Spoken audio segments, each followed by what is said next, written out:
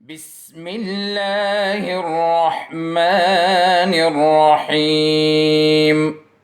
बिस्मिल्लाहिर्रहमानिर्रहीम एंड अस्सलाम वालेकुम स्टूडेंट्स। लास्ट लेक्चर में हम लोगों ने 2.3 में क्वेश्चन नंबर 4 के 4 पार्ट्स किए थे, अगर आपको याद हो। उसमें हम लोगों ने जो लॉस पढ़े थे, जो प्रॉपर्टीज़ पढ़ी थी, वो पहला प्रॉपर्टी हमने पढ़ी थी commutative with respect to addition, दूसरा commutative with respect to multiplication and associative with respect to multiplication हमने पढ़ा था।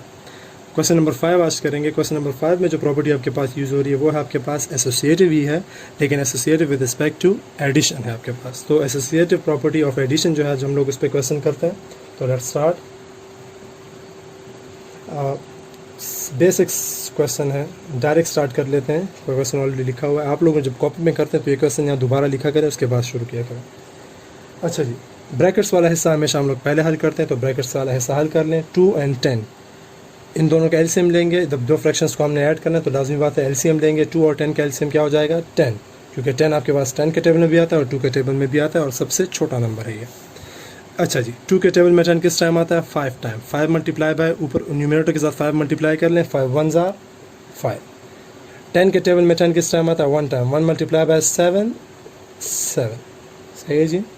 यहाँ पर भी ब्रैकेट का हिस्सा पहले हल करेंगे। अगेन 5 और 2 का भी एलसीएम आपके पास 10 है, क्योंकि 5 और 2 में जो सबसे छोटा नंबर दोनों के टेबल में आता है वो कौन सा है? 10 है। अब 5 के टेबल में 10 किस टाइम आता है? 2 टाइम।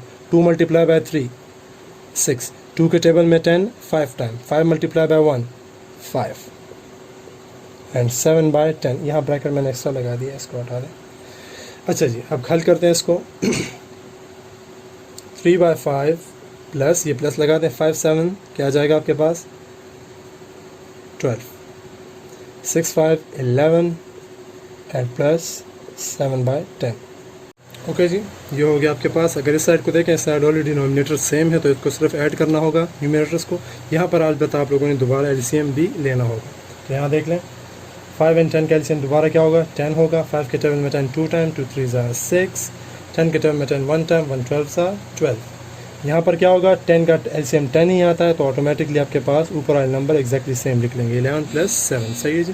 तो ऐड कर लें, आपके पास रिक्वायर्ड आंसर आ जाएगा। ऊपर देख लें, आपके पास आ जाएगा 6 plus 12 is equal to 18 by 10 is equal to 11 plus 7 is equal to 18 by 10, which is the required proof of this question. सही है जी, ये प्रूफ हो गया आपके पास।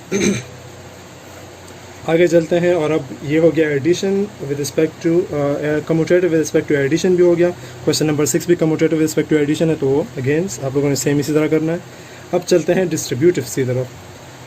डिस्ट्रीब्यूटिव लॉ पढ़ते हैं, मल्टीप्लिकेशन ओवर एडिशन, एंड इन्होंने एक क्वेश्चन मल्टीप्लिकेशन ओवर सब्ट्रैक्शन का भी किया। तो मैं दोनों में से एक एक पार्ट कर लेता हूँ। मल्टीप्लिकेशन ओवर एडिशन भी कर लेते हैं, मल्टीप्लिकेशन और सब्ट्रैक्शन भी एक एक पार्ट में कर लूँगा, बाकी एक एक पार्ट आप लोग खुद कर लेंगे। सो क्वेश्चन नंबर 7 है आपके पास मल्टीप्लिकेशन ओवर एडिशन, इसको देख लें। अच्छा जी, तो पहला है आपके पास multiplication over addition distributive law. सही है जी। तो दोनों साइड को हमने प्रूफ करना है। अगेन ब्रैकेट्स वाले हिस्से आपको दिए हुए हैं, ब्रैकेट्स वाले हिस्से को पहले सॉल्व कर लें और उसके बाद देख लें कि आंसर क्या आता है। मल्टीप्लाई बाय, एलसीएम ले लेंगे दोनों का। 2 और 6 का एलसीएम 6। 2 के टेबल में 6 3 टाइम, 3 1 जार 3। 6 के टेबल में 6 1 टाइम, 1 5 जार 5। यहाँ पर कर लें 2 1 जार 2, 3 2 जार 6, 2 5 जार 10, 3 6 जार 18।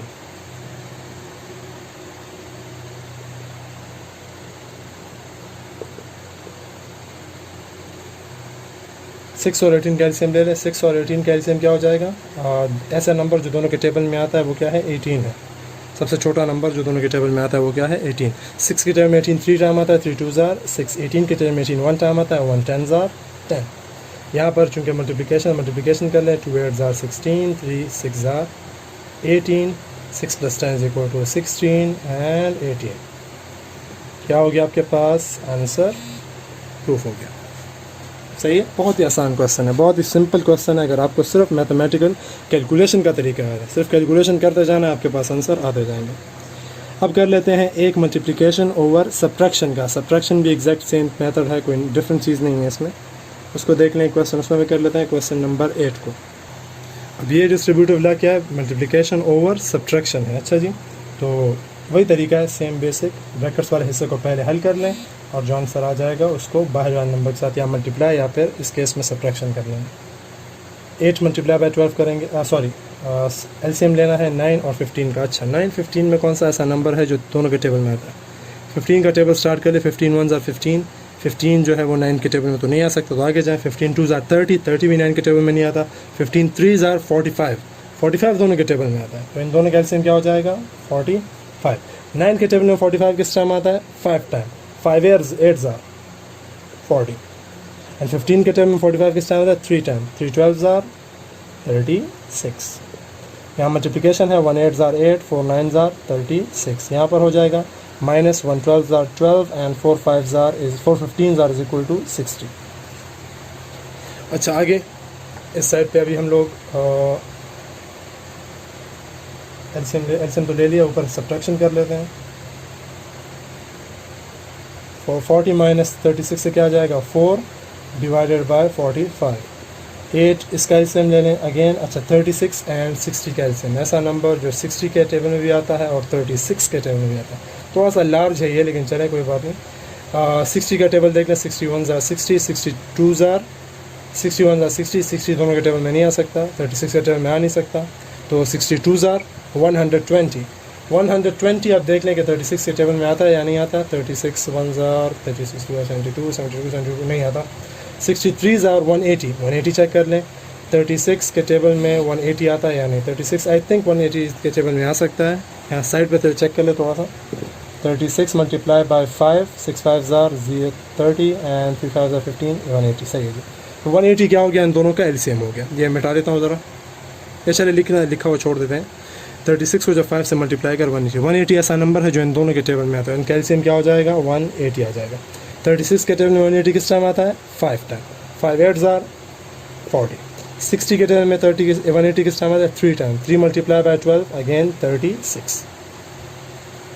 1 4 मल्टीप्लाई बाय 45 180।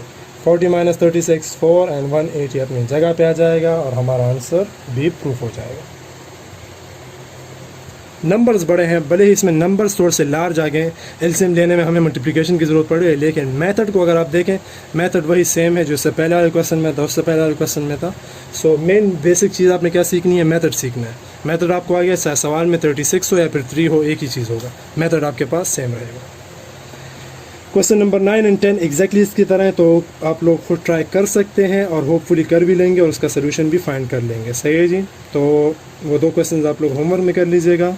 इसके साथ आप लोग का 2 चैप्टर एंड 2.3 एक्सरसाइज दोनों ख़त्म हो जाते हैं। 2 चैप्टर में जो रह गई चीज़ है वो आपके पास रिव्यू एक्सरसाइज के चंद फिल इन द ब्लैंक्स और MCQs हैं। टिक जो है करेक्ट आंसर को टिक करना है, तो उसके आंसर मैं बता देता हूँ आपको, वो कर लेते हैं। चलें, आंसर्स मैं यहाँ पर लिख लूँगा, आप लोग अपने साथ नोट कर लें, बुक में नीट कॉपीज़ में नोट कर लें, तो याद करने में भी आसानी होगी और समझने में भी आसानी होगी। तो चलें MCQs and fill in the blanks note करवाते हैं। फिल इन द ब्लैंक्स मैं यहाँ पर पूरे के पूरे नहीं लिखूंगा, उसके लिए आपके पास बुक मौजूद है, तो बुक में से देख के आप लोग सिर्फ यहाँ पर आंसर नोट कर लें। The dash consist of fractions as well as integers. ऐसा कौन सा सेट है आपके पास नंबर्स का जिसमें आपके पास सारे के सारे फ्रैक्शंस भी मौजूद होते हैं और सारे के सारे इंटीजर भी मौजूद होते हैं? हमने स्टार्ट में बात की थी, वो कौन सा नंबर है? रियल नंबर्स का सेट। तो आप लिखेंगे रियल नंबर्स। पहले में क्या आ जाएगा? Real numbers consist of fractions as well as integer. जितने फ्रैक्शंस हैं सारे के सारे और जितने इंटीजर्स हैं, जितने भी नंबर्स हैं सारे के सारे कहाँ पर आते हैं आपके पास? रियल नंबर्स में आते हैं। The rational numbers p by q and minus p by q are called dash inverses of each other. जिसमें सिर्फ और सिर्फ साइन का मसला है, मतलब साइन चेंज हो जाए, हमने इसकी बात की, जिसका सिर्फ साइन चेंज हो जाए वो क्या कहलाता है? आपके पास एडिटिव इनवर्स कहलाता है। Additive inverse. तो सेकंड में क्या आ जाएगा आपके पास? additive inverse of each other. A number that can be expressed in the form of p by q where p and q are integers and q is not equal to 0 is called what? ये chapter इसी बारे में है, तो वो क्या है आपके पास? रेशनल नंबर कहलाता है। It's called rational number. 4 number part is 0 is called additive identity where 1 is called what? 1 क्या है आपके पास? multiplicative identity है। क्या है आपके पास? मल्टीप्लिकेटिव आइडेंटिटी इसको क्यों कहते हैं? मल्टीप्लिकेटिव आइडेंटिटी इसको इसलिए कहते हैं क्योंकि आप 1 को किसी भी नंबर से मल्टीप्लाई कर लें, कोई चेंज आपके पास नहीं आता। Fifth part is the rational number zero has know what. Zero का क्या नहीं है आपके पास? ज़ीरो का आपके पास रेसिप्रोकल नहीं है। ज़ीरो का रेसिप्रोकल कुछ नहीं होता। वन वगैरह बाकी नंबर्स का आप देखें, टू का रेसिप्रोकल क्या है? 1/2 है। थ्री का क्या है? 1/3, इस तरह। लेकिन ज़ीरो का जो है रेसिप्रोकल कुछ भी नहीं है। ज़ीरो का उलट है ही चीज़ है, ये न्यूट्रल नंबर है एक तरह से। तो आप क्या करेंगे? Zero has no reciprocal.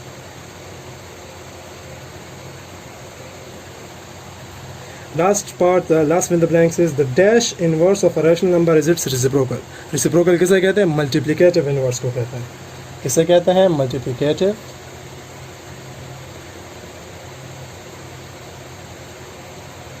यह हो गया आपके पास question number 2 of review exercise, that is the fill in the blanks of this chapter. अब चलते हैं एमसीक्यूज़ की तरफ जो आपके पास दिए हुए हैं। 5 एमसीक्यूज़ हैं, उसको देख लें। अच्छा जी, टिक द करेक्ट आंसर में टिक द करेक्ट ऑप्शंस हैं आपके पास। Question number first is a number that can be express in the form of p by q where p and q are integers and q is not equal to 0 is called what? A आपके पास integer, B rational number, C whole number and D positive number. तो हमने पूरा chapters के बारे में पढ़ा है। The correct answer is option B, that is rational number. सही है, rational number. Second one is the additive inverse of 2/3। Additive inverse में क्या होता है? सिर्फ साइन चेंज होता है। तो 2/3 का एडिटिव इनवर्स क्या है? ऑप्शन दिया हुआ -2/3, 3/2, 1/3 या -3/2। तो आंसर क्या है? सिर्फ साइन चेंज करना है। तो 2/3 का अगर आप साइन चेंज कर ले क्या बन जाएगा? -2/3, दैट इज ऑप्शन ए, -2/3।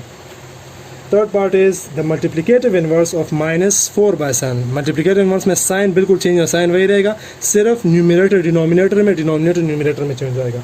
तो -4/7 का मल्टीप्लिकेटिव इनवर्स क्या होगा? ऑप्शन दिए हुए हैं 4/7, 7/4, -7/4 या 1/7। तो हमने क्या करना है? सिर्फ जगह चेंज करनी है। तो जगह किस में चेंज हुई है? ऑप्शन सी में। सी आपके पास है -7/4।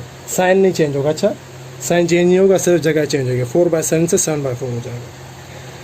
Fourth part is 1/3 + 1/2। तो 1/3 को 1/2 के साथ प्लस करने से क्या आता है? ये हम लोग कैलकुलेशन कर सकते हैं। आप लोग खुद कैलकुलेशन इसकी रफ में करके सके यहाँ आंसर लिख सकते हैं। 1/3 और 1/2 मैं डायरेक्ट आंसर लिखूँगा। इसका एलसीएम आपके पास 6 आता है।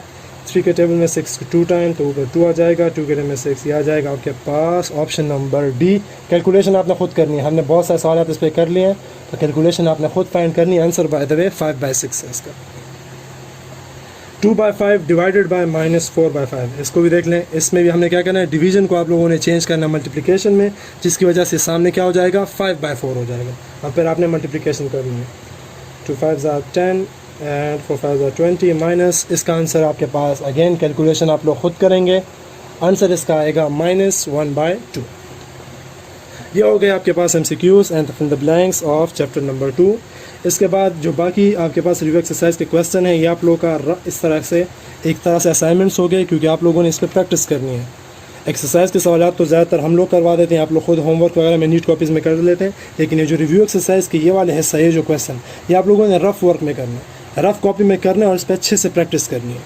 खुद प्रैक्टिस करके मुझे फिर ये आप लोगों ने सेंड करना है।